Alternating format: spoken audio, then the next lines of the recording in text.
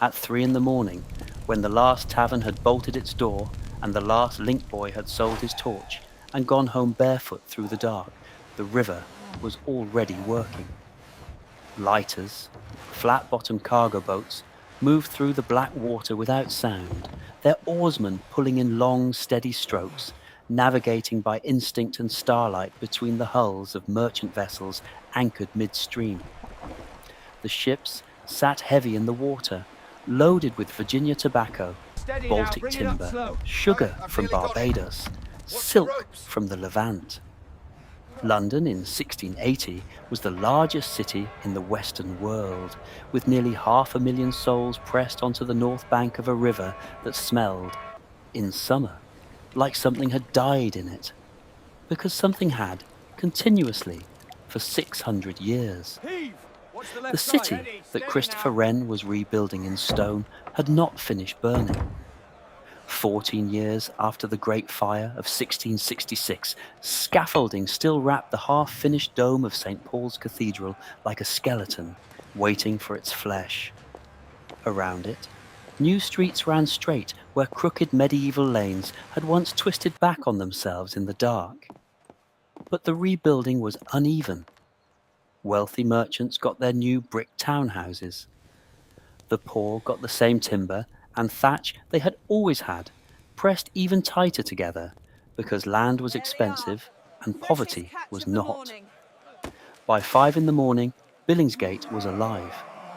The fish market on the north bank of the Thames was the oldest in the city, and by 1680 it had developed its own ecology, a self-contained world of fishwives, porters, buyers, and thieves that functioned according to rules no one had written down, but everyone understood. The fishwives of Billingsgate were famous across London for two things: the quantity of fish they moved before breakfast, and the quality of their language when crossed. They stood behind their stalls in wool skirts and heavy aprons, breath fogging in the cold morning air, voices carrying across the market with an authority that silenced men twice their size. The porters who worked Billingsgate carried baskets of fish on their heads, baskets so heavy that the strongest men developed permanent curvatures in their spines by their 40th year, if they reached their 40th year. Many did not. Life expectancy in London in 1680 hovered somewhere around 35 for the working poor. Dragged down by infant mortality, by the plague that still visited occasionally, by the river water that people drank because they had nothing else, by the coal smoke that had been thickening the city's air for 2 generations and would not thin for another 250 years. Coal was everywhere. London, in 1680, burned coal the way it breathed air, compulsively, constantly, without choice. Coal from the Tyne came down the coast on collier ships, unloaded at the wharves below London Bridge by men who worked in permanent twilight, their skin and lungs permanently stained. The smoke from 10,000 domestic hearths and 100 industrial furnaces hung over the city in a permanent yellow-grey shroud that the writer John Evelyn had already described as a cloud of hell, and which visitors from the countryside stepped into with genuine alarm when they crossed the city limits and felt the light change. In the narrow streets of the city, the square mile of original Roman London that had burned and been rebuilt and would burn again, the buildings leaned toward each other overhead, the upper floors jutting out over the lower, cutting the sky to a thin ribbon of grey. At street level, the kennels, open sewage channels running down the centre of every road, carried everything the city produced: kitchen waste, animal dung, the contents of chamber pots emptied from upper windows without warning. The phrase used at the time was garde-loup, a corruption of the French garde de l'eau, and anyone who did not step back smartly at the sound of it paid a price. At 7 in the morning, the apprentices opened the shops. London's commercial life in 1680 ran on apprentices. boys of 12 or 14 bound to a master craftsman for 7 years, who lived in the master's house, ate at the master's table, and worked from first light to last with no wages and no choices. A good master taught his trade honestly and treated the boy with something close to fairness. A bad master worked him like a mule. The boy had no legal recourse and rarely any family close enough to help. He learned his trade, or he didn't. He survived, or he didn't.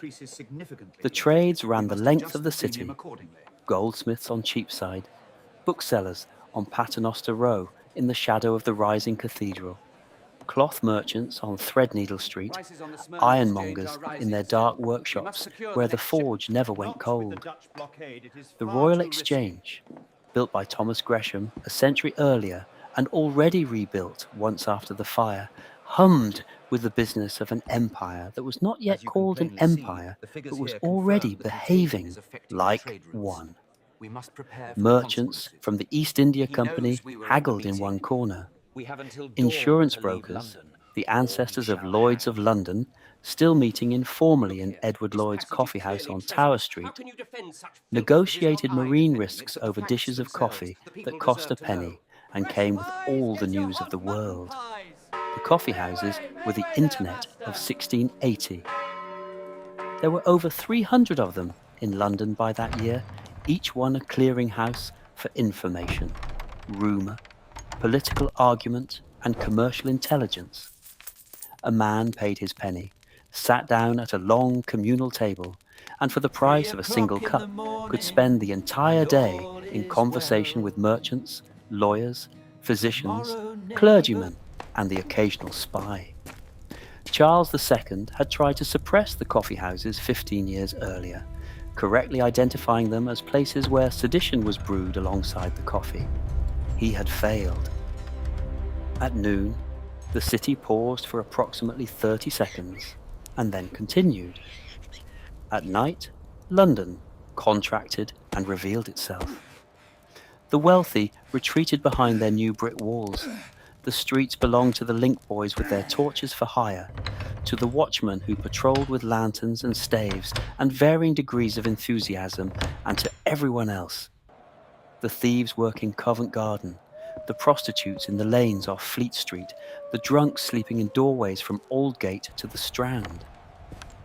Violence was casual and largely unpunished. There was no police force. The city protected those who could afford to protect themselves and left the rest to manage.